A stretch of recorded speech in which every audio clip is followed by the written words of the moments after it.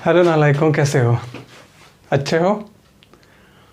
Determinant की properties तक तो हो गया था। प्रॉपर्टीज़ बताए थे, उसका एप्लीकेशन तुमको नहीं, मतलब उसको यूज़ कैसे करना है नहीं बताए थे। तुम याद रखना कि किसी भी कॉन्सेप्ट में ना उसकी प्रॉपर्टी सबसे इम्पॉर्टेंट फैक्टर होती है। अगर प्रॉपर्टीज़ तुमको समझ नहीं आया तो चैप्टर भी बहुत ज़्यादा समझ में नहीं आएगा, समझ में आ रहा है, इसलिए प्रॉपर्टीज़ पे ज़्यादा ध्यान देना, ठीक है? तो आज तुमको हम उसका यूज़ बताएंगे और डिटर्मिनेंट का कुछ सेक्शन है, जैसे डिटर्मिनेंट निकालने का कुछ और मेथड है। तो पहले वो प्रॉपर्टी डिस्कस करते हैं, फिर डिटर्मिनेंट, मतलब आज के क्लास में क्या करेंगे कि सबसे पहले एक और मेथड है सेरस मेथड, जिससे डिटर्मिनेंट निकाला जा सकता है, वो करेंगे। फिर डिटर्मिनेंट ऑफ 4:4 मैट्रिक्स करेंगे और कुछ प्रॉपर्टीज़ है वो करेंगे लास्ट में। फिर वापस से आते हैं कि इनको यूज़ कैसे करना है, ठीक है? चलो अभी लिखो तो सेरस मेथड।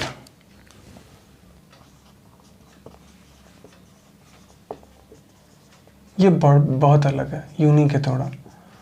इस मेथड से भी डिटर्मिनेंट निकाला जा सकता है। For any square matrix having order n greater then 2, obviously 2 से बड़ा होना चाहिए, देन वी हैव, मान लो ये है A11, A12, A13, A21, A22, A23, A31, A32, A33। तो तुम अभी लास्ट क्लास में देखे थे, इसको एक्सपैंड कर सकते हैं R1, R2, R3 के अलॉन्ग में, या C1, C2, C3 के अलॉन्ग में, ठीक है? तो for any square matrix having order n greater than equal to 2, then A is equal to this. If मान लो ये ऐसे दिया हुआ, ध्यान से देखना, then according to Sarrus method. देखो ये मेथड निकालने के बड़ा काम आता है। क्या करना है तुमको, इसको इस बार कुछ एक्सपेंड नहीं करना ना, साइन स्कीम लिखना है। तुमको करना क्या है कि ये जो एलिमेंट्स दिया हुआ है इसको थोड़ा सा अरेंज कर लो।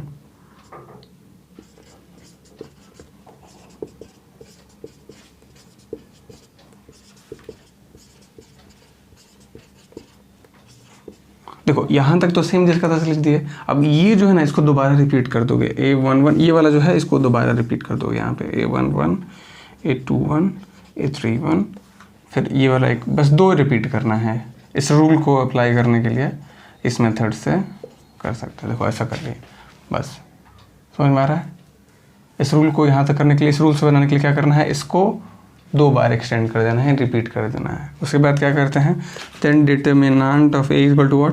देखो ध्यान से, इन तीनों को ऐसे प्रोडक्ट करना है, मतलब A11, A22, A33 प्लस, ध्यान से देखना, अगला diagonally A12, A23, A31 plus ये वाला A13, A21, A32, ठीक? ये हो गया, यहाँ तक समझ में आ रहा है? क्या करना है, इसको डायगनली प्रोडक्ट करके ऐड कर देना, ठीक है? अब यहाँ से तुम नेगेटिव साइन लगाओगे, ब्रैकेट लगाओ, ठीक? इसको अब यहाँ से ये पिक करना है, फिर इसको डायगनली 3 यहाँ तक है। देखो ये हो जाएगा A21, 1 2 होगा यहाँ पे ना दोस्त, A12, A21, A33 प्लस, फिर प्लस करना है यहाँ से, ये वाला देखो, A11, A11, A23, A32 plus ये वाला देखो, A13, A22, A31, A13, A22, A31, that's it. तो वो लोग इससे बढ़िया तो उसी को एक्सपेंड कर लेंगे। तो तुम्हारी मर्जी भाई, तुमको जैसे बनाना है, बट ये एक मेथड है। देखो डिफ़िकल्ट है, इजी है, ये तुम पे डिपेंड करता है। इसमें साइन स्कीम नहीं करना है, इसमें कुछ नहीं सोचना है, कोफैक्टर माइनस वाला नहीं सोचना है। इसको बना सकते हो इस मेथड से। कभी कभी हड़बड़ी में है तो आगे इन प्रॉपर्टीज़ के थ्रू सेरस मेथड भी काम आता है बहुत ज़्यादा, ठीक है? इसका एक एग्जांपल देते हैं, तुमको समझाएंगे कि गलत आंसर नहीं आएगा। करें? चले, ये नोट कर लो, यही होता है, ठीक ना? बहुत इंपॉर्टेंट है सेरस मेथड, मतलब यूजुअली तो डिस्कस नहीं है, बट तुमको हम बता दिए, ठीक है? एक एग्जांपल लेते हैं इसका।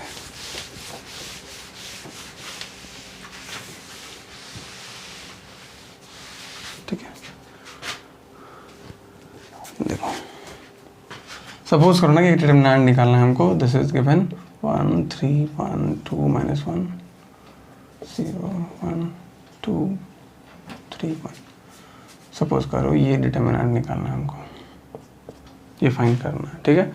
तो तुम इसको क्या करो कि पहले सेरेस मेथड से बनाते हैं और क्रॉस चेक करने के लिए इसको फिर एक्सपेंशन से बनाएंगे, ठीक है। चलिए सेरेस मेथड से क्या बोलता है कि इसको लिखना है 0 2 2 3 -1 3 1 1 1, फिर 0 2 2 3 -1 3 ना, यहाँ पे ऐसे क्या हो जाएगा, -1 × 1 करेंगे -1 प्लस 3 1 जा 3 3 2 जा 6 प्लस इसको यहाँ से इसको ऐसे, फिर इसको ऐसे 2 1 जा, हाँ जी ठीक है, 2 1 जा 2 एंड 2 3 जा 6, ठीक है। एंड देन माइनस, अब यहाँ से डायगोनली अपोजिट है ना, 3 2 जा 6 1 जा 6, 0 1 2 1 3 करेंगे तो ये तो 0 हो जाएगा ना, सॉरी 0 × 1 करेंगे तो हो जाएगा सीधे 3 2 जा 6 1 3 2 जा 6 6 1 जा 6 प्लस 0 1 जा 0 तो सीधे 0 हो जाएगा, प्लस 2 -1 × 1 करेंगे -1 -1 2 जा -2, ओके। ये हो जाएगा 6 6 12 -6 में से 2 गया 4 8। देखो अब यहाँ पे इसको देखते हैं एक्सपेंशन से बना के, चलो along R1 एक्सपेंड करते हैं, ठीक है। 0 साइन स्कीम याद रखते हैं, R1 प्लस माइनस प्लस, 0 तो पहला कर देंगे, दूसरा साइन स्कीम हो जाएगा -3 इंटू यहाँ पे ये वाला कॉलम और ये वाला रो खत्म, 2 1 जा 2 2 1 जा 2, ठीक। एंड लास्ट वाला +1 इंटू 3 2 जा 6 -2 +2। देखो ये 0, ये भी 0 और यहाँ जाएगा 6 और 2 8। देखो आगे तो सेरेस मेथड देख करो, इसमें आसान है, ये एक मेथड है जो तुमसे डिस्कस करना था, ठीक है। तो इसमें अलग अलग अटेम्प्ट, तुम जितना भी बनाए हो ना अभी डिटर्मिनेंट, उसको साइड में बना के देखना सेरेस मेथड से, तो काम चल जाएगा तुम्हारा, बन जाएगा तुमसे, ठीक है। अब अगली हेडिंग लिखो डिटर्मिनेंट ऑफ 4:4 मैट्रिक्स, राइट। चलिए देखिए डिटर्मिनेंट ऑफ 4:4 मैट्रिक्स,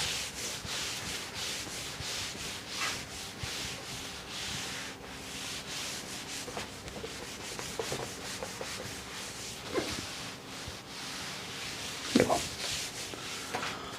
हालांकि ये तुम्हारे सवाल में भी नहीं है, बट एक पैटर्न बताना है कि डिटर्मिनेंट जो है वो 2:2 या 3:3 तक रुकता नहीं है ना, 2:2 या 3:3 तक रुकता नहीं है, 4:4 5:5, बट वो बहुत लेंदी हो जाएगा ना।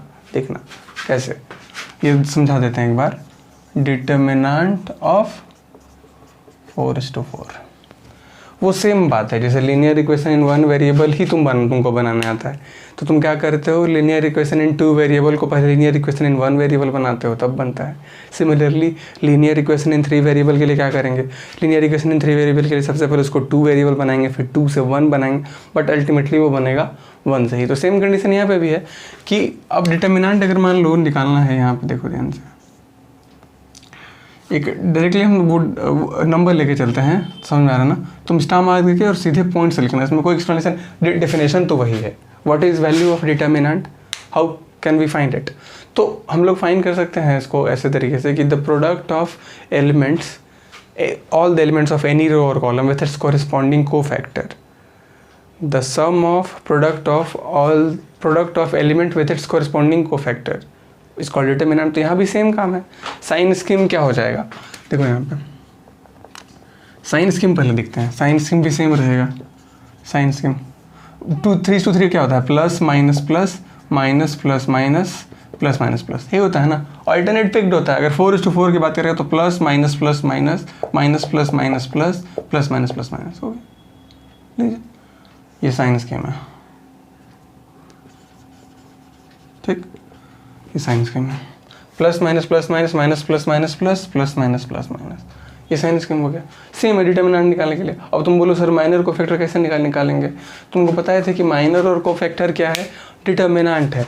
जैसे डिटर्मिनेंट है किसका, by deleting its ith row and jth column, जो बचेगा यहाँ पे एक और हो जाएगा माइनस प्लस माइनस प्लस। तुम इसको क्रॉस चेक भी कर सकते हो कि कोफैक्टर से कैसे निकलता है। कोफैक्टर निकालने के लिए यहाँ पे क्या लिखते हैं अपन, यहाँ पे रहता है -1 पावर i प्लस j। तो वही सेम चीज़ है यहाँ पे, अगर मान लो यहाँ पे हो जाएगा ये 4 1, तो 4 + 1 5 होता है, तो -1 का रेज़ टू पावर 5 करोगे तो -1 ही माइनस ही आएगा। तो उस हिसाब से जो साइन स्कीम, अगर तुम माइनर कोफैक्टर नहीं पढ़े हो पुराने क्लासेस में, या तो पहले वीडियो पढ़ गया हो, क्योंकि तभी तुमको समझ नहीं आ रहा है, समझ में आ रहा है हम क्या बोल रहे हैं, कि ये साइन स्कीम निकालने के पीछे टेक्निक कौन सा था मेरा, -1 पावर i प्लस j वाला। तो ये एलिमेंट क्या होता है, a1 + ij 1 1 1 2 1 3 1 4, तो वैसे 1 4 है यहाँ पे, तो -1 पावर 1 + 4 करोगे तो 5 हो जाएगा, और -1 का पावर 5 करते तो नेगेटिव आ जाएगा। ठीक है, तो इस तरीके से हम लोग सोच सकते हैं ना। ओके, अब डिटर्मिनेंट के डेफिनेशन के सीधे अकॉर्डिंग चलते हैं। एक सवाल लेते हैं, देखो मान लो हमको डिटर्मिनेंट निकालना है 1 0 3 1 1 1 -1 2 2 0 3 1 5 1 2 1। हम जानबूझ के ऐसा लिए हैं थोड़ा, ठीक है। अब जैसे सपोज करो कि निकालना है तुमको इसका डिटर्मिनेंट, ठीक। अब क्या करेंगे, चलो इसके अकाउंट ले, इसमें सेम है, इसमें 8 मेथड से बना सकते हैं, R1 R2 R3 R4 C1 C2 C3 C4, ठीक है। तो अब यहाँ से क्या करेंगे, हम लोग किसके अकॉर्डिंग ले रहे हैं, हम लोग ले रहे हैं R1 के अकॉर्डिंग। तो यहाँ पे साइन स्कीम क्या होता है, प्लस माइनस प्लस माइनस, पहले 1 लिए 1 ले लिए इनटू, अब क्या होगा, determinant of the matrix obtained by deleting its ith row and jth column, हो जाएगा 1 -1 2 0 3 1 1 2 1, ठीक। साइन स्कीम अगला -0 plus minus plus minus, determinant ही लिखते हैं ना, जैसे वहाँ पे अगर 3:3 करते हैं तो डिटर्मिनेंट कैसे निकलता है, 3 बन जा 3 और 2 बन जा 2। तो सिमिलरली अगर यहाँ पे 4 में से i और j डिलीट करोगे तो 3:3 बनेगा। अब ये अब समझ में आ गया कि क्यों इसका वैल्यू ज़्यादा आएगा। आगे चलते हैं, देखो यहाँ से, अब ये डिलीट किया ये डिलीट किया, हालांकि 0 है वो 0 हो जाएगा, बट हम फिर भी तुमको लिख के बता रहे हैं। बचेगा क्या, 1 -1 2 2 3 1 5 2 1 प्लस प्लस माइनस प्लस 3। अब इसके लिए first row and third column 1 1 1 2 1 1 2 2 0 1 5 1 1, last में नेगेटिव 1।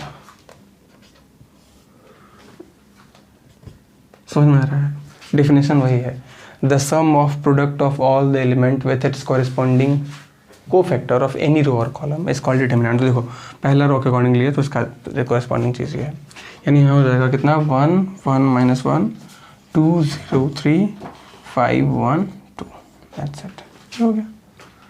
अब इसको एक्सपेंड कर लेंगे तो तुमको वही पता है कि अगर 4, अब तुम चाहो तो 5:5 भी निकल जाएगा उसमें, बट तुमको फिर 5:5 का कोफैक्टर निकालने के लिए 4:4 डिटर्मिनेंट सॉल्व करना पड़ेगा, बिल्कुल इसी तरीके से। अब यहाँ पे तुमको सॉल्व करना है, इसलिए बोले तुमको कि डिटर्मिनेंट वैल्यू नहीं आता, बट स्टिल आगे के लिए ऐसा कोई नहीं कि 4:4 नहीं होता या 5:5 होता सब है, लेकिन बहुत कॉम्प्लिकेटेड हो जाएगा। समझ में आ रहा है ना, इसको फिर जितना ज़्यादा कॉम्प्लिकेटेड होगा, कोई कॉन्सेप्ट है नहीं इसमें, फिर कैलकुलेशन है, और कैलकुलेशन है तो कैलकुलेशन में हालत ख़राब हो जाएगा और एरर होने का चांस ज़्यादा है। इसीलिए यहाँ पे इस तरीके से करेंगे, उसको एक्सपेंड कर लेंगे।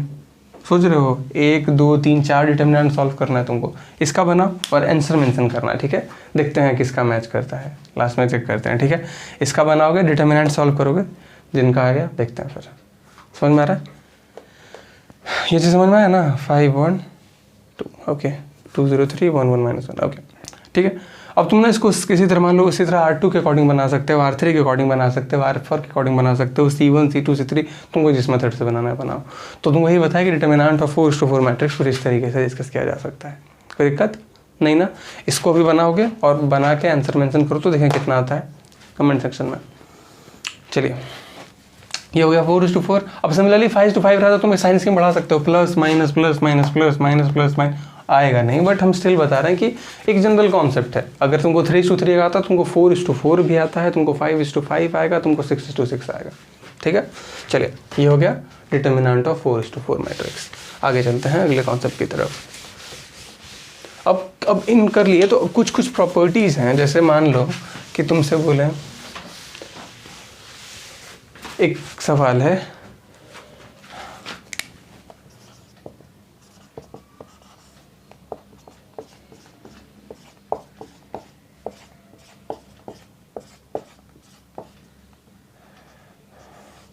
तुमसे पूछेंगे इसका डिटर्मिनेंट क्या है, तुम बोलोगे सॉल्व करते हैं, कितना होगा सॉल्व करके देखेंगे दीजिए। हम बोलेंगे इसका डिटर्मिनेंट होगा बस, इसका डिटर्मिनेंट होगा -30। ना यू विल थिंक कि हम कैसे बताए।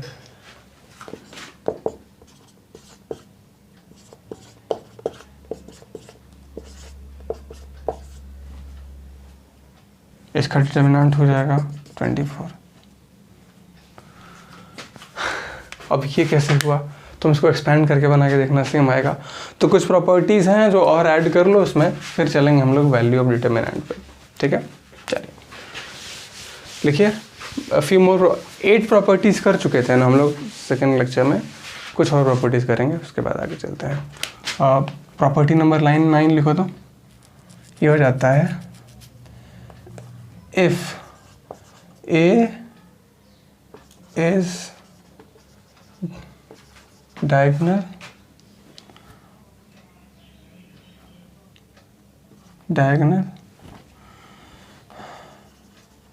matrix of order,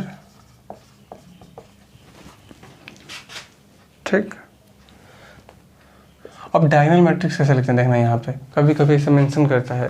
diagonal matrix लिखने का तरीका ये है कि वो पूरा वैसे नहीं लिखेगा, जैसे यहाँ लिख देगा A11 A12 A13 A11 A22 A33 dot ANN, directly इसे लिखा हुआ रह सकता है। डायगोनल मैट्रिक्स ऐसा लिखा जा सकता है, ठीक है ना। इसका मतलब खुद समझ आना कि बाकी एलिमेंट 0 है। देन इसका डिटर्मिनेंट जो है वो बहुत आसान है, बस डायगोनल एलिमेंट्स को प्रोडक्ट कर दो, चाहे वो कितना भी ऑर्डर का हो। देखो ये प्रॉपर्टी है ना आसान, अगर ये पता नहीं था तो तुम उसको एक्सपेंड करने लगते। तो डायगोनल निकालना बहुत आसान है। बस डायगोनल, अगर मैट्रिक्स डायगोनल है और उसकी डिटर्मिनेंट निकालनी है तुमको, तो तुमको क्या करना है कि बस डायगोनल एलिमेंट्स को प्रोडक्ट कर देना है, जो अभी हम बताए। बहुत आसान ना। जैसे मान लो कि अगर तुमको यहाँ निकालना है -1 और उसका डिटर्मिनेंट निकालना, तो कुछ नहीं करना, -1 × 3 × 9 9 3 27 27 -21। अभी जो दूसरा सवाल किए, 2 सवाल इसके पहले, वो इसी प्रॉपर्टीज़ के बेस पे था ना। अगला चलते हैं, प्रॉपर्टी नंबर 10। कुछ मेंशन और कर लेते हैं, उसके बाद छोड़ देंगे। If A and B are square matrix of same order, अगर सेम ऑर्डर है दोनों का, n>2 है, ठीक है, देन उनको प्रोडक्ट करके डिटर्मिनेंट निकालो या डिटर्मिनेंट निकाल के प्रोडक्ट करो, दोनों चीज़ें सेम होंगी, कोई फ़र्क नहीं पड़ता। ये भी प्रॉपर्टी इंपॉर्टेंट है ना, कभी कभी कन्फ्यूज़न क्रिएट कर देता है मन में ना। अब लास्ट वाला प्रॉपर्टी बहुत इंपॉर्टेंट है, हालांकि बाकी सारे भी इंपॉर्टेंट है, बट लास्ट वाला थोड़ा सा ट्रिकी है। मतलब ऐसा भी हो सकता है, जैसे देखो, late A = Aij be the square matrix and Cij be their corresponding what cofactor होता है ना। Aij एलिमेंट उसका corresponding cofactor Cij है। Now मैट्रिक्स C = Cij एक नया मैट्रिक्स बना है, जो किससे बना, ये बहुत इंपॉर्टेंट है, ध्यान से समझना। एक मैट्रिक्स A है Aij, तो Cij हर एक एलिमेंट का कोफैक्टर है। अब क्या किए कि उन हर एक एलिमेंट्स को हटा के वहाँ पे रख दिए उनका कोफैक्टर। अब इन कोफैक्टर को रखने से जो मैट्रिक्स बना,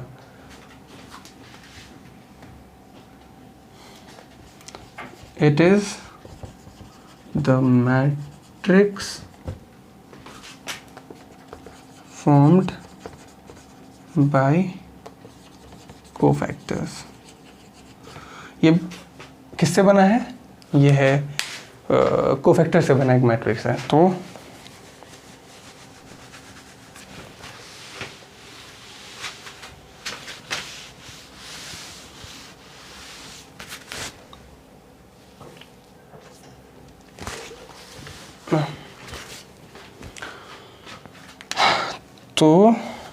यहाँ से इसका डिटर्मिनेंट है, तो तुमको क्या सोचोगे, पहले ये लिखना फिर नहीं, तुमको एलिमेंट्स का जरूरत भी नहीं है, तुमको फैक्टर का जरूरत नहीं है। प्रॉपर्टी क्या बोलता है कि देन इसका determinant is equal to determinant of n-1, ठीक है ना। Where n is the order mod an-1, बहुत आसान है। अगर डिटर्मिनेंट निकालना तुमको एलिमेंट का जरूरत नहीं, तो इतना प्रॉपर्टीज मतलब सिर्फ तुमको डिटर्मिनेंट चाहिए। अगर ये सवाल वैसे इसमें एलिमेंट देता भी नहीं, मान लो इसका डिटर्मिनेंट होता है 3, तो वहाँ तक लिखते 3 पावर 3 माइनस 1, देन हो जाता 3 9 आंसर।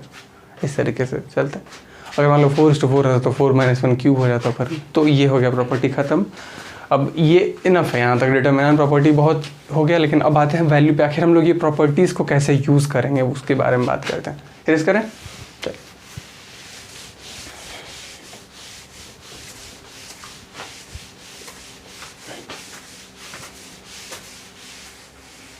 ठीक है,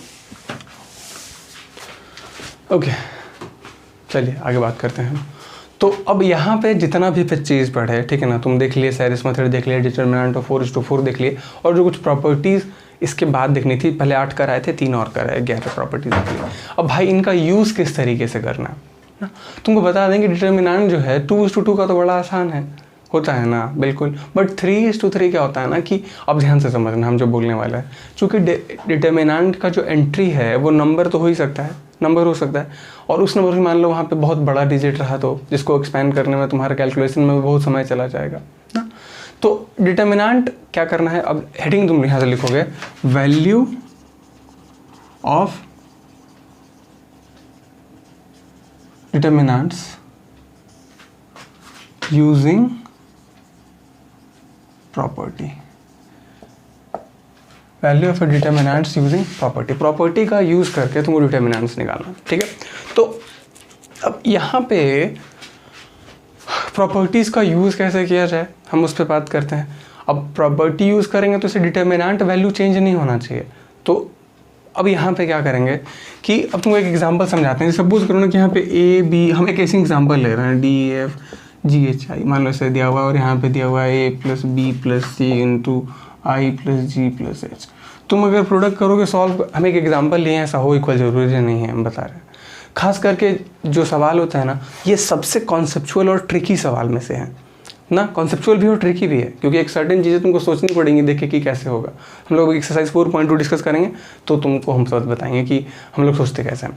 तो अब यहाँ पे क्या है कि अब तुम इसको डायरेक्टली एक्सपेंड करोगे तो मान लो यहाँ पे A × I करेगा और ये ऐसा दिखेगा नहीं, डिटर्मिनेंट तो आ जाएगा, बट मेन पॉइंट क्या है कि हमको ऐसा ही वाला चाहिए एकदम सेम, जो यहाँ पे प्रूफ करने के लिए देगा, क्योंकि यहाँ पे रहता है वो नंबर, और डायरेक्टली एक्सपेंड करेंगे तो वो इक्वेशन आ जाएगा, बट ऐसा फैक्टर्स के टर्म में नहीं आएगा। तो अब यहाँ पे मेन मुद्दा क्या है कि प्रॉपर्टी कैसे यूज़ करना है, तो लिखते हैं। चलो यहाँ लिखते हैं, ये कहता है क्या, देखो, for matrix having order n > 2, if it contain variable, then it's difficult to expand them and obtained exact value. जो एग्जैक्ट वहाँ पे करा, हालांकि एक्सपेंड करोगे तो आ जाएगा, बट वो दिखेगा नहीं ना, क्योंकि मान लो नंबर रहता तो सॉल्व करने पे सेम आ जाएगा मान लिए, बट यहाँ पे तो फैक्टर्स में रहेगा। एक्सरसाइज 4.2 में तुम देखोगे अगला जो हम लोग एक्सरसाइज करने वाला है, तो वहाँ पे अब तुम सोचोगे डायरेक्टली एक्सपेंड करके, तो एक्सपेंड तो हो जाएगा भैया, लेकिन सेम नहीं आएगा जो वहाँ पे चाहिए तुमको, और तुम फैक्टराइज भी नहीं कर पाओगे। हम बता दें तुमको कितना लंबा होगा उतना अच्छा वाला फैक्टराइजेशन तुमको नहीं आता है। एलजेब्रा है, तुमको बोले थे ना कि 8th और 9th स्टैंडर्ड मैथमेटिक्स दोबारा तुम्हारे लिए आ गया। तो जिनका ऑर्डर 2 से ज़्यादा है, 2 से ज़्यादा ही समझ लो, 2:2 में तो नहीं आएगा, 2 ज़्यादा ही लिखो। इफ़ इट कंटेन वेरिएबल मतलब एंट्री उसका एलिमेंट वेरिएबल है, then its difficult to expand them and obtain exact value, then by using properties obtain maximum number of zero in any single row और कॉलम। हम ये क्या कहना चाह रहे हैं कि अब अगर मान लो कि हम एक्सपैंड करेंगे उसमें, ठीक है, एक्सपैंड करेंगे तो तुम्हारे पास तीन, अगर R1 के अकॉर्डिंग एक्सपैंड करते हो, R2 के अकॉर्डिंग एक्सपैंड करते हो, R3 के अकॉर्डिंग एक्सपैंड करते हो, चाहे तुम किसी भी रो या किसी भी कॉलम के अकॉर्डिंग एक्सपैंड करते हो, तो एक्सपैंड करने के बाद वहाँ पे जो टर्म आएगा वो साइन प्लस माइनस प्लस के अकॉर्डिंग एक लंबा सा इक्वेशन आएगा।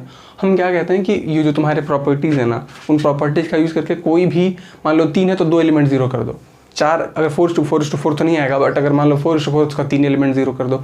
और अगर जैसे कोई भी रो का, वो तुमको देखना पड़ेगा कि सवाल कैसा है। अगर है ऐसा तो तुम उसमें से 2 या 3 एलिमेंट ज़ीरो कर दो। ज़ीरो करने के बाद 2 एलिमेंट ज़ीरो कर दोगे, और ज़ीरो करने के बाद तुम उसको उसके अकॉर्डिंग एक्सपैंड कर दो, तो फिर सिर्फ एक एलिमेंट बचेगा ना। तो अब यहाँ पे क्या करेंगे, सिंगल रो और column and then expand them with respect to that row। अब उसके पहले ज़ीरो करो, उसके बाद यूज से value of determinant. We can use following property. अब देखो नीचे दी हुआ कैसे प्रॉपर्टी यूज कर सकते हैं। पहला क्या करना है, देखो यहाँ लिख सकते हैं बाय इंटरचेंजिंग, ध्यान से समझना, by interchanging the row and column. ध्यान से समझना जो हम बता रहे हैं, तुम रो और कॉलम इंटरचेंज करना, ठीक, इंटरचेंज कर भी सकते हो, लेकिन जैसे यहाँ RI टेंस टू RJ कर दिए, लेकिन अब यहाँ से क्या है, यहाँ से दोस्त make sure that for single transition, make sure that for single transition you must apply negative sign। अब सिंगल ट्रांजिशन मान लो कि तुम R1 यहाँ से R1 tense to R1 to R2 कर दिए, तो तुमको बताया था प्रॉपर्टी क्या बोलता है कि R1 और R2 या C1 या C2 किसी भी कॉलम को एक बार इंटरचेंज किए तो नेगेटिव साइन लगेगा। तो ये पैटर्न याद रखना कि जैसे ही तुम इंटर किए तो बस अपने आप एक नेगेटिव साइन बाहर लगा देना। वो हम क्वेश्चन सॉल्व करेंगे तो बताएंगे, बट इंटरचेंज कर रहे हो तो याद रखना कि एक नेगेटिव साइन लगाना है। सेकेंड देखो,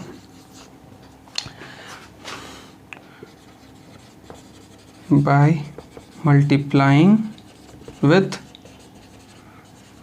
non-zero scalar you can write RI tends to KRI।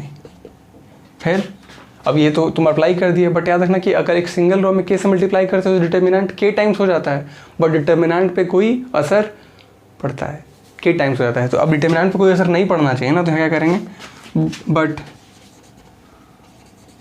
also multiply the whole determinants by 1/k।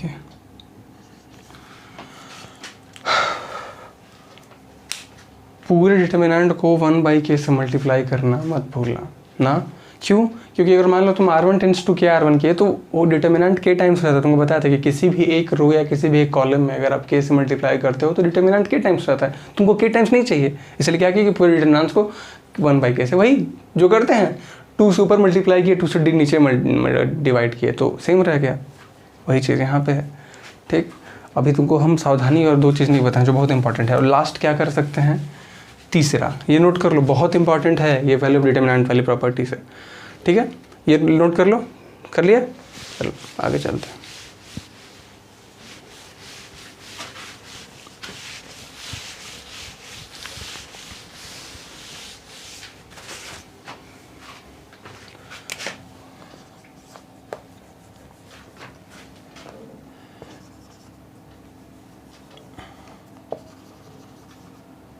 multiplying with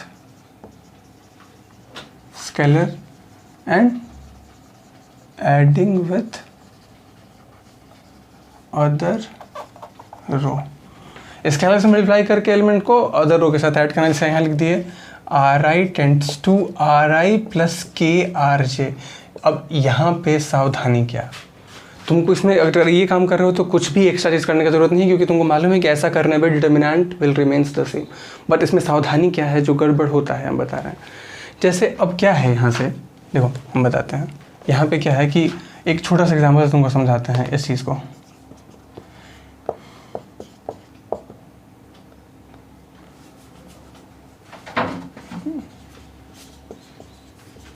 जो तुम यूजुअली गड़बड़ करते हो, ठीक ना। जैसे अब तुम यहाँ क्या कह रहे हो, तुम अगर मान लो यहाँ पे R1 में ट्रांसफॉर्म कर लिख दिया, R1 tends to R1 plus KR2 even though R1 tends to R1 minus KR2 KR3, जो लिखना लिख दो, कोई दिक्कत नहीं है, कुछ एक्स्ट्रा करने की जरूरत नहीं है, it will remains the same. क्यों? क्योंकि अगर अलग अलग सेपरेट करेंगे तो दो रो प्रोपोर्शनल हो जाएगा, हम प्रूफ करके भी बताए थे प्रॉपर्टी में सेकंड लेक्चर में, तो उस पर कोई असर नहीं पड़ेगा।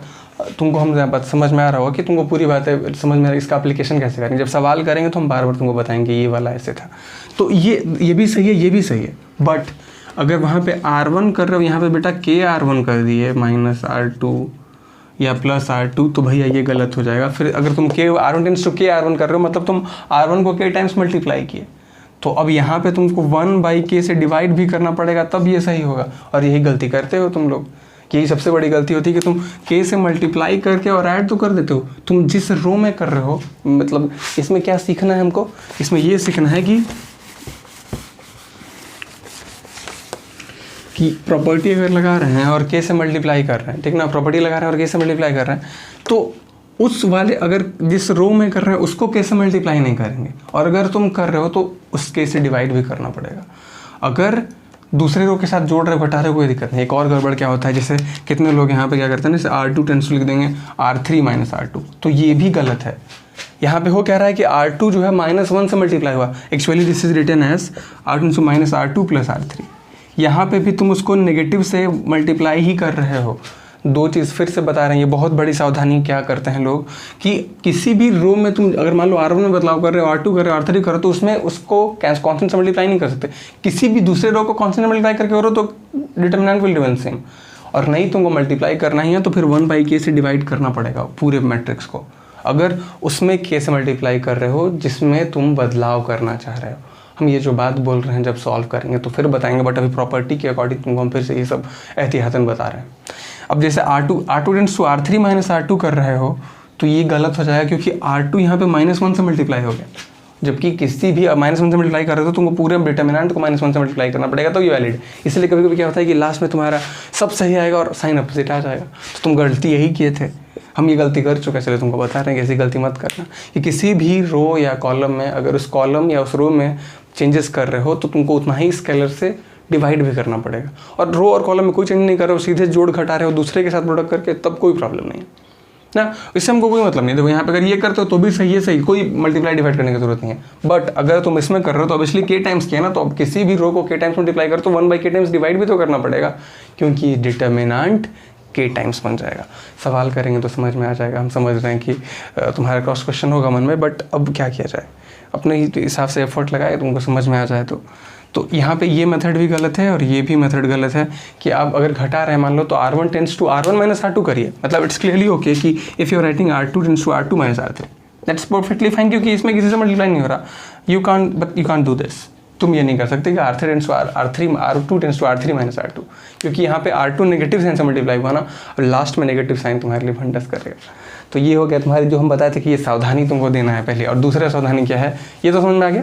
अब दूसरा जैसे क्या है, तो ये काम सेम है, अभी तुम एलिमेंट्री ऑपरेशन करके आए थे ना मैट्रिक्स में, ये सेम काम है, बट वहाँ पे क्या था कि वो इक्विवेलेंट होता है, बट यहाँ पे इक्वल रहना पड़ेगा, यहाँ इक्वेशन नहीं होगा। प्रॉपर्टी लगाएंगे बट वो रहेगा सेम, ठीक है, बस अरेंजमेंट करते हैं हम लोग, ठीक ना। एक और चीज़, बस ये 3 प्रॉपर्टी है।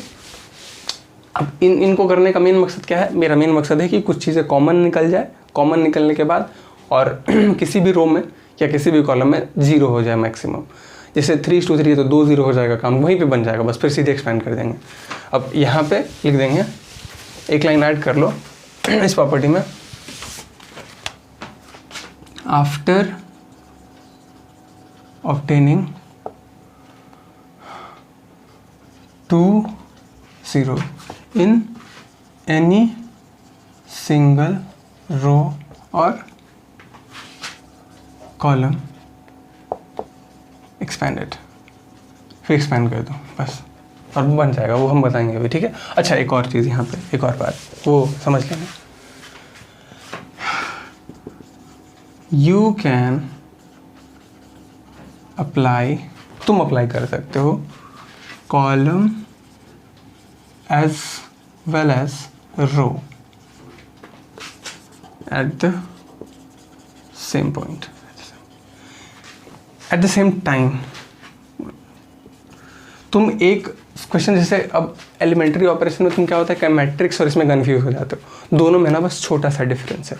क्या डिफरेंस है कि मैट्रिक्स में तुम R1 tends to K R1 plus R2 कर सकते हो, मतलब जिस किसी मैट्रिक्स के जिस रो में बदलाव किया जा रहा है उसको किसी कांस्टेंट से मल्टीप्लाई करके ऐड कर सकते हैं, कोई दिक्कत नहीं है।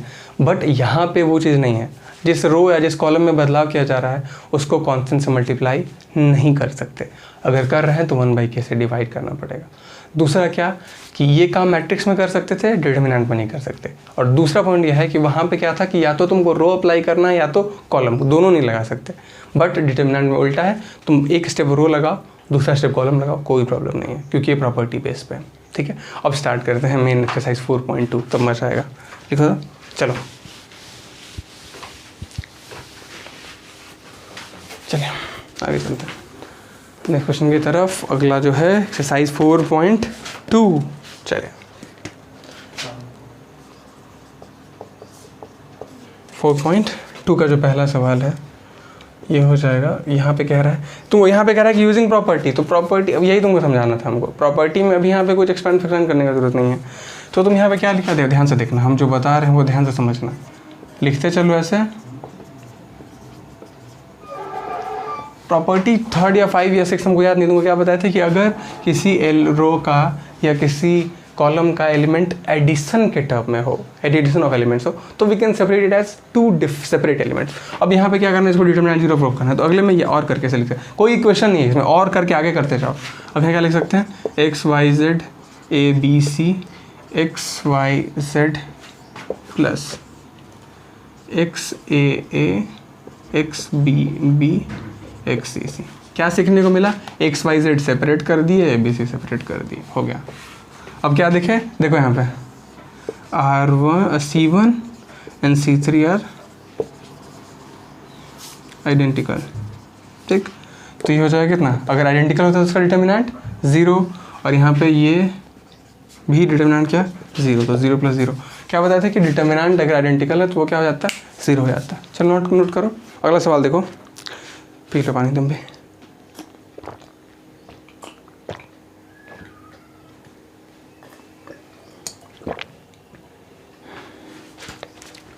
ठीक है, अगले सवाल की तरफ चलता है।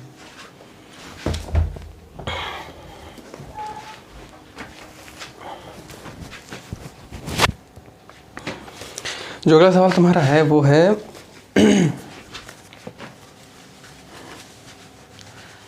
इसमें तो कहीं भी तुम एक्सपेंड करने वाला बात ही नहीं आता है ना, एक्सपेंड करने वाला कहीं सवाल ही नहीं आता।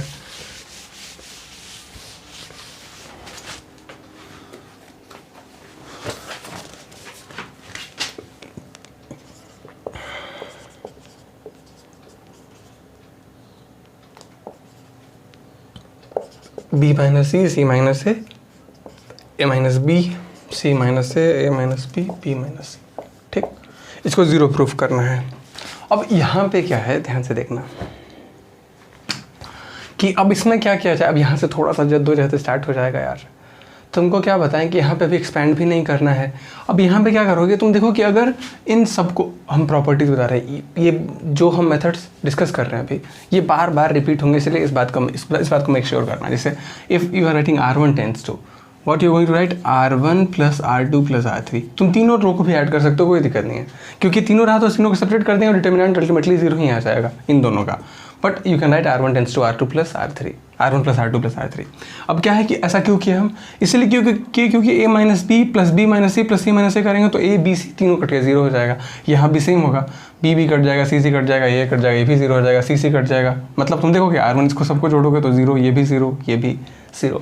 You can do it for C1 C2 C3, मतलब इवन कि C1 C2 C3 के लॉन्ग भी करोगे, C1 tends to C1 plus C2 plus C3 तो देखोगे B C और A भी कट जाएगा। मतलब अल्टीमेटली व्हाट वी हैव 0 0 0। ये तुमको देखते देखते अंदाज़ा हो जाएगा। अभी मुझे सर हमको कैसे पता चलेगा, आप तो भी बता दिए। अब तो एक चीज़ सीखे ना कि ऐसा करते हैं ना, जैसे अभी ये क्या हो जाएगा 0, इसकी प्रॉपर्टी क्या हो जाएगी 0, यानी कह देंगे कि इसका जो डिटर्मिनेंट है हेंस क्या हो जाएगा, क्योंकि लिख देंगे यहाँ पे है all the elements of the determinant is 0, hence ये वो हो जाएगा, क्या हो जाएगा 0 हो जाएगा। ठीक है, चलिए अगले सवाल की तरफ। अगला सवाल जो है देखो 2, second number question, third number.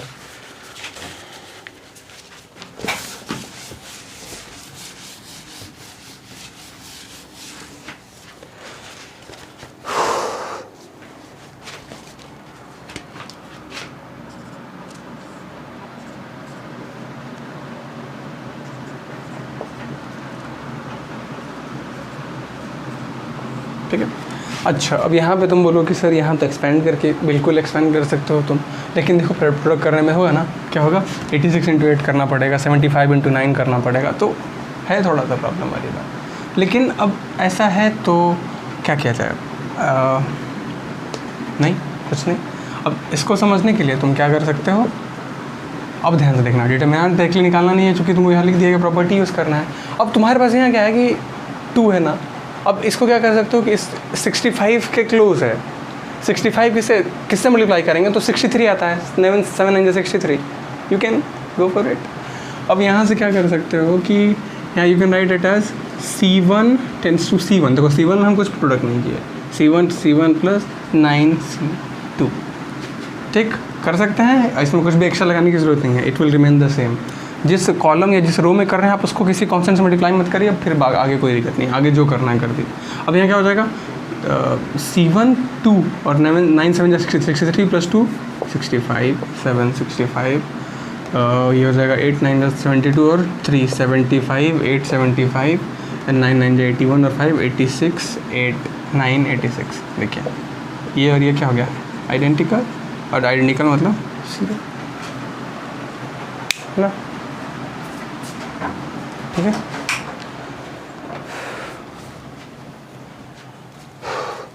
गर्मी का प्रकोप, तो ये आइडेंटिकल हो गया, इस तरीके से सोचा जा सकता है। देख रहे हो ना, हम तुमको बताया था कि जैसे जैसे आगे बढ़ते जाएंगे प्रॉपर्टीज़ के अकॉर्डिंग हमारा काम आसान होता जाएगा, एक्सपेंड करने की ज़रूरत भी नहीं है, डायरेक्टली तुम लिख सकते हो ऐसे। अगला जो है इस पे देखेंगे, ध्यान केंद्रित करते हैं। अगला देखो 4th नंबर क्वेश्चन, यहाँ दिया हुआ है 1 1 1 BC CA AB, and here we have AB plus BC BC plus AB AC plus BC, हम उसको प्रोडक्ट कर दिए। अब यहाँ पे क्या है कि AB यहाँ AC होगा।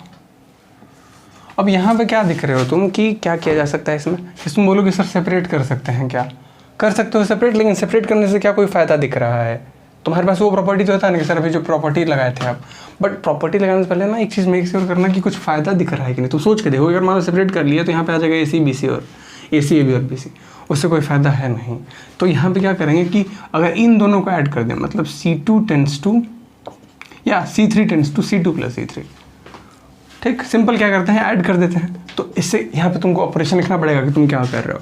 ये हो जाएगा 1 1 1 BC AC AB, और यहाँ हो जाएगा AB plus BC plus AC, यहाँ हो जाएगा AB plus BC plus AC AB plus BC plus AC। अब यहाँ से एक नई चीज़ कि अगर कोई भी चीज़ कॉमन है तो जैसे तुम प्रोडक्ट कर सकते हो उसी तरह से कॉमन निकाल सकते हो। यहाँ लिख देंगे taking AB plus BC plus AC from C3 से कॉमन निकाल सकते हैं ना, निकाल दो बाहर। यहाँ हो जाएगा AB plus BC plus AC, ये कॉमन निकाल लिए। यहाँ हो जाएगा 1 1 1 BC AC ए बी यहाँ हो जाएगा 1 1 1, निकाल लिया कॉमन। अब देखो यहाँ पे क्या हो गया, आइडेंटिकल, आइडेंटिकल हो गया। आइडेंटिकल होने पर इसका डिटर्मिनेंट वैल्यू क्या हो जाता है 0, A B plus B C plus A C into 0 which is equal to 0। Simple है एकदम, कॉमन लेके कि प्रॉपर्टी अप्लाई करते जाना है। तुमको सोचना है कि वो कैसे डिटर्मिनेंट की प्रॉपर्टी वहाँ पे एप्लीकेबल होगी ना। समझ में आ रहा है ना, कोई दिक्कत नहीं। चलो आगे चलते हैं, इरेज करें, क्या समझ में आ गया, आगे चलिए। और भी बहुत सारे मेथड्स अप्लाई कर सकते हैं इसमें ना, तो तुम अलग अलग हिसाब से सोच सकते हो यार, बहुत सारा तरीका है। हम तुमको जैसे कॉमन जो भी चीज़ें हैं वो तुमको बताते चल रहे हैं, ठीक है। अगला सवाल देखो, फिफ्थ, इसमें कहीं भी एक्सपैंड करने का सवाल नहीं है। B plus C Q plus R Y plus Z C plus A R plus P Z plus X A plus B P plus Q X plus Y, ठीक, is equal to 2 times A P X B Q Y C R Z ना। तो अब यहाँ पे क्या किया जाए, इसको सेपरेट करने से क्या कोई फ़ायदा मिल रहा है क्या? इसको जोड़ेंगे भी तो कॉमन नहीं निकलेगा, देख रहे हो। भले ही यहाँ पे 2 ए बी सी आ जाए, यहाँ पे पी क्यू आर आ जाए, लेकिन P Q R X Y तीनों अलग अलग है। तो अब यहाँ पे कुछ नहीं कर सकते, तो एक उपाय है कि सेपरेट कर दो, सिंपल, कोई किसी भी एक को, चाहो तो R1 R2 R3 किसी को भी एक को सेपरेट, मतलब ऐसे वाला, जैसे यहाँ ए प्लस सी है ना, तो ए को अलग कर दे रहे हैं, सी वाला अलग कर दे रहे हैं, हो जाएगा A plus C A plus B Q R plus P P plus Q Y Z plus X X plus Y. तुमको बताया था ना कि डिटर्मिनेंट ऐसे अलग अलग कर सकते हैं, तुम किसी के अबाउट में कर सकते हो, लेकिन तीनों को अलग अलग सेपरेट नहीं कर सकते अपने मन से होशियार बन के। लेकिन अब ये थोड़ा सा फंडा है कि अप्लाई कर सकते हो, बट चलो ठीक है। यहाँ से अब क्या करते हैं, अगला देखना ध्यान से। यहाँ हो जाएगा C plus A plus B, यहाँ हो जाएगा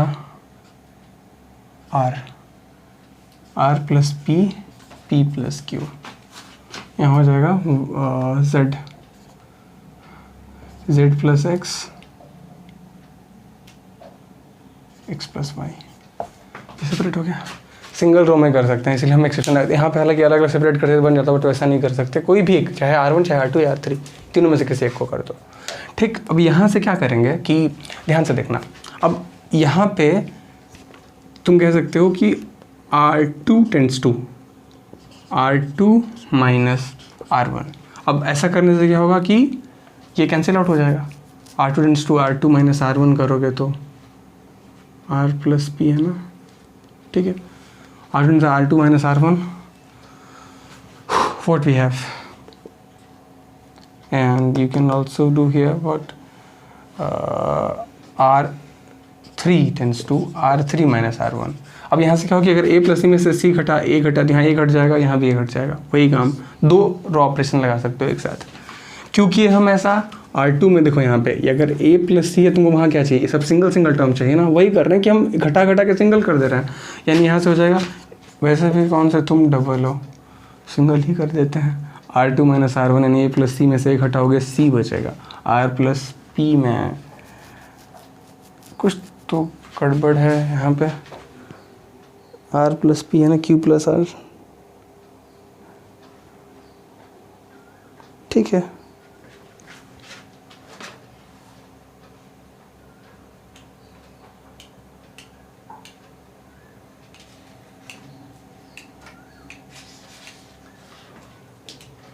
यहाँ पे और कॉम्प्लिकेटेड हो जाएगा, एक काम कर सकते हो, ये मत करो,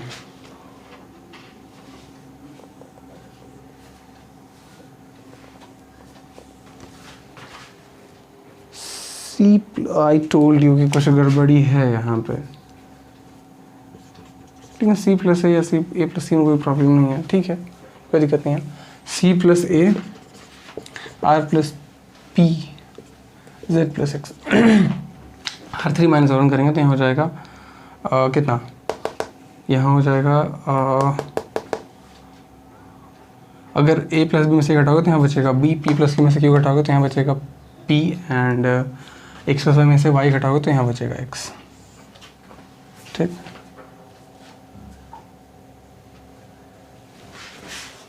b प्लस सी, सॉरी यहाँ पे b प्लस सी है, this will be b, right. I told you, लग रहा था कि कुछ एरर है। b प्लस सी है, यहाँ पे हम उसको a प्लस सी लिख दिया।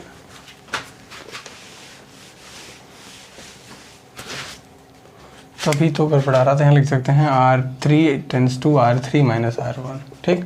और यहाँ लिख सकते हैं क्या, C है ना, तो C यहाँ से C और R और Z यहाँ लिख देंगे। घटा दो, R2 tense to R2 minus R1। देखो ये घटाना है इससे, क्योंकि यहाँ पे घटाओगे तो C कट जाएगा, R हट जाएगा, Z हट जाएगा, इसलिए ये कि, और यहाँ पे भी यही होगा, यानी हो जाएगा B Q Y C plus A R plus P Z plus X। अगर A प्लस B में से B घटाओगे तो A बचेगा, P प्लस Q में से Q घटाओगे तो P बचेगा, X प्लस Y में से Y घटाओगे तो X बचेगा। प्लस R2 माइनस R1 करते हैं, C प्लस A में से C घटाएंगे तो C R Z, C plus A में से C घटाओगे तो यहाँ बचेगा A P एंड X।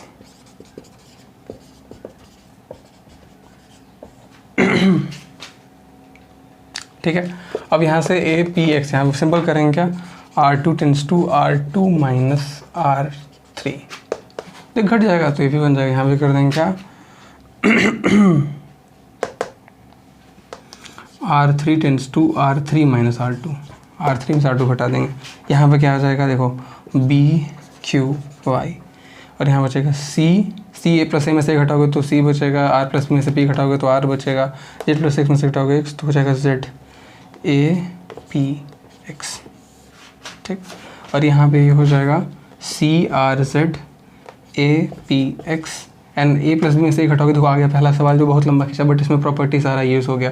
ये बचेगा B, यहाँ बचेगा Q और यहाँ बचेगा Y। अभी भी आंसर नहीं आया है, सेम आएगा। पहला देखो समझ में आ रहा है यहाँ तक कैसे सेपरेट किए ना, नोट करो। आगे चलते हैं, 2 स्टेप हम रेस कर रहे हैं।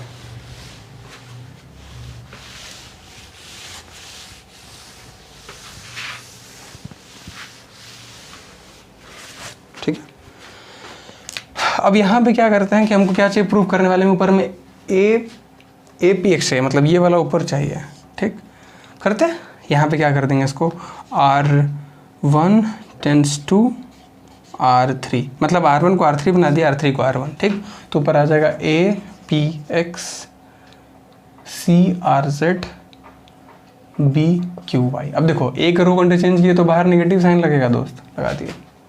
ठीक, फिर प्लस यहाँ पे क्या किए, इसको ऊपर भेजना है, चलो भेज देते हैं। फिर यहाँ क्या कर देंगे, यहाँ करना होगा R1 tense to R2, R1 को R2 बना रहे हैं तो ऊपर में हो जाएगा विथ नेगेटिव साइन, यहाँ भी एक नेगेटिव लग जाएगा, माइनस लग गया, यहाँ हो जाएगा A P X C R Z B Q Y। अब दोनों अपना सेपरेट सेपरेट चल रहा है, ठीक ना। अब यहाँ पे भी नहीं आया है, इसको यहाँ करना होगा, यहाँ लिख देंगे R3 टेंस टू R2, फिर से एक बार ट्रांसफर इंटरचेंज कर दिए ताकि वैसा ही दिखने लगे। अब इससे क्या होगा, एक और नेगेटिव साइन आएगा और नेगेटिव साइन इसको क्या बना देगा, पॉजिटिव। नेगेटिव नेगेटिव पॉजिटिव नहीं हो जाएगा, A P X B Q Y C R Z plus यहाँ भी हो जाएगा A P X। अब यहाँ पे फिर करोगे तो हो जाएगा P, ये हो जाएगा B Q Y एंड यहाँ will be C R Z। अब ये दोनों को ऐड करेंगे तो क्या हो जाएगा, 2 टाइम्स, देखो दोनों सेम, इसको मान लो कि इसका वैल्यू एक्स आ रहा है, इसका वैल्यू एक्स आ रहा है, तो x प्लस x2 x दोनों सेम है, A P X B Q Y C R Z हो गया। अब इससे तुम्हारा सेपरेट वाला प्रोडक्ट वाला सारा चीज़ क्लियर हो गया ना। तो एक पहला तो उसमें कहीं भी एक्सपेंशन का यूज़ करना ही नहीं था, तो ये पहला टाइप था तुम्हारे एक्सरसाइज में कि इसको इस तरीके से सॉल्व कर सकते हैं। ठीक है, चलो इसको फट से नोट करो, हमें रेस कर दे नीचे वाला। समझ में आ गया सबको, चलो। इस तरह के पैटर्न में तुमको बोले थे कि इनका एप्लीकेशंस करने से पहले तुम जब तक एक्सरसाइज नहीं करोगे इसको रटना मत दो। हम तुमको बता रहे हैं कि ये तो कुछ नहीं है, मतलब स्टार्टिंग का जो 5 सवाल दिया हुआ है ये सिंपल, मेन काम ये नहीं है तुम्हारा। यहाँ पे जो तुम किए ये थोड़ा सा ट्रेलर है और छोटी मोटी प्रॉपर्टीज बताया, बट तुमको क्या करना है, वो रूल याद है दीदी, डिटर्मिनेंट 0 करना है पहले, उसके बाद एक्सपैंड करना है। तुम डायरेक्टली एक्सपैंड नहीं कर सकते, एक्सपेंड कर भी दिए तो कोई फ़ायदा नहीं है तुम्हारे लिए। समझ में आ रहा है ना? चलिए अगला देखते हैं। अब देखो यहाँ से बाय यूजिंग प्रॉपर्टीज, देखो यहाँ पे ये नहीं कह रहा कि विदाउट एक्सपेंडिंग, एक्सपेंड तो करना ही पड़ेगा तुमको। छठा नंबर सवाल देखो, ये थोड़ा सा है सवाल। 0 a minus b minus a 0 minus c b c 0 बराबर 0 आना चाहिए। ठीक, चलिए करेंगे। अब यहाँ पे क्या है प्रॉपर्टी में भाई साहब कि सब जगह तुमको कहीं ना कहीं तो कुछ होना चाहिए। जैसे अगर मान लो कि इसको इससे जोड़ते हैं तो यहाँ पे 0 नहीं है, तो अब हम क्या करते हैं, जब यहाँ पे मैक्सिमम नंबर में डायगोनल 0 हो जाता है ना, तो सोचना ज़्यादा पड़ता है। सबसे पहले क्या करते हैं ना, कोई भी एक करो, तुम्हारी मर्जी, तुमको जो करना है। चलो इसी को 0 कर देते हैं। अब इसको 0 करने के लिए क्या करना, ध्यान से समझना, इसको 0 करने के लिए हम फिर से रिपीट कर रहे हैं, यहाँ 0 है, चाहो तो यहाँ 0 कर दो, यहाँ 0 है, चाहो तो यहाँ 0 कर दो, तुम्हारी मर्जी। हम 0 करने क्यों बोल रहे हैं, क्योंकि जब तक सिमिलर पोजीशंस पे 0 नहीं होगा आगे तुम कुछ कर नहीं सकते। अगर मान लो इन दोनों को जोड़ भी दिए तो यहाँ 0 और यहाँ अलग 0 है, तो सेम टाइम में 0 करने के लिए क्या करते हैं कि यहाँ पे 0 करते हैं। कैसे, अब यहाँ पे a है और यहाँ b है, तो तुम क्या करो ना कि r ध्यान से देखना, यहाँ पे हम क्या करेंगे, R2 टेंड्स टू, और a और b का एलसीएम क्या होता है, ab, मतलब यहाँ भी ab होना चाहिए। तुम कह दिए यहाँ पे R2 टेंड्स टू BR2। अब देखो R2 में BR2 किए, ये कर सकते हैं तभी जब, अब यहाँ पे b एक कांस्टेंट से मल्टीप्लाई नहीं करना था बट किए हैं हम, यानी कि इसको b से डिवाइड करना पड़ेगा, और यहाँ b है तो यहाँ क्या किए, चुपचाप ऐड कर दिए R3। अब ऐसा क्यों कि हम फिर से तुमको समझा रहे हैं, ध्यान से समझना इसको करने से क्या बेनिफिट होगा। अब यहाँ पे क्या हो जाएगा 0a माइनस b। ठीक, अब यहाँ पे चूँकि b से प्रोडक्ट किया तो तुमको 1/b से बाहर डिवाइड करना ही पड़ेगा। ठीक, कर दिए, कोई बात नहीं। अब यहाँ से क्या हो जाएगा, BR2 किए यानी कि माइनस AB और AR3 मतलब AB माइनस AB 0 हो जाएगा। अब BR2 करोगे तो b इंटू 0 हो जाएगा 0। ठीक, और यहाँ हो जाएगा AC। ठीक, और यहाँ पे यहाँ करोगे तो हो जाएगा minus BC plus 0 into R3 करेंगे तो 0 BC 0। अब बोलो इससे क्या बेनिफिट तुम चाहते, अब फिर हम तुमको समझा रहे हैं, हम एक ही सवाल को 2-3 मेथड से बताएंगे तुमको। यहाँ हो जाएगा 1/b। अब तुम देख रहे हो यहाँ से, यहाँ BC है, यहाँ AC और माइनस BC है, टेकिंग C, देखो चूंकि यहाँ 0 है तो 0 से तो कुछ भी कॉमन निकाल सकते हैं, इसमें यहाँ BC यहाँ BC और 0 है तो 0 से C निकाल दिए common, taking C common from R2, यानी हो जाएगा C/B, यहाँ हो जाएगा 0a minus b 0a minus b BC 0। अब देखो ये दोनों क्या हो गया, identical, hence C/B into 0 is equal to 0।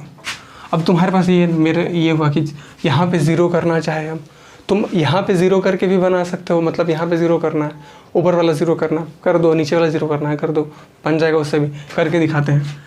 तुम रिलेटिवली 0 करना चाहो तो मिड टर्म वाला भी 0 कर सकते हो, चाहो तो यहाँ 0 कर दो, चाहे यहाँ 0 कर दो, अगर ये 0 है तो यहाँ 0 कर दो, यहाँ 0 कर दो, बन जाएगा अपने। चलो यहाँ 0 कर दो यहाँ पे, यानी ये भी राइट R2 टेंड्स टू। अब 0 करने के लिए B और C में क्या करना पड़ेगा, इसको B और C का एलसीएम क्या होता है BC, यानी कि R2 को B से BR2 प्लस नहीं माइनस करना पड़ेगा क्योंकि सेम साइन है, माइनस CR1। समझ में आ रहा है, यानी यहाँ से क्या हो जाएगा, अब चूँकि R2 में ट्रांसफॉर्म करो B से प्रोडक्ट किए तो 1/b से डिवाइड भी करना पड़ेगा। अब क्या हो जाएगा ऊपर में, ये हो जाएगा 0a माइनस b, तो ये रहेगा ही BR2 मतलब माइनस AB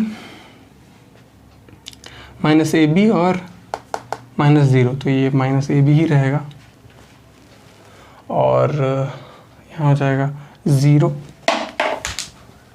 0 में से माइनस AC करेंगे तो हो जाएगा माइनस AC।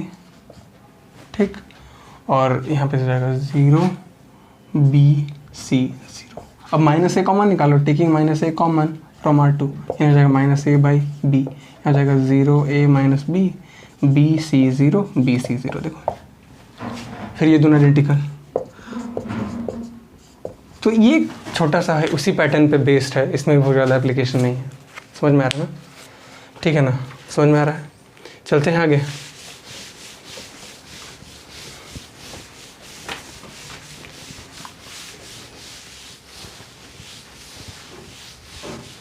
तुम लोग इतना सवाल बनाओ, चूँकि एक्सरसाइज बहुत आज लेंथ बहुत ज़्यादा खिंच जाएगा वीडियो का, 6 तक बनाओ और आगे अटेम्प्ट लेना। अगले वाले एक्सरसाइज में डिस्कस करते हैं इसका सवाल। आगे बहुत इंपॉर्टेंट पूरा प्रॉपर्टीज़ ध्यान में रखना। एक छोटा सा इंट्रोडक्शन दिए हैं, इसमें कहीं भी वो वैल्यू वाला यूज़ नहीं किए कि रो या कॉलम ज़ीरो किए हैं ना।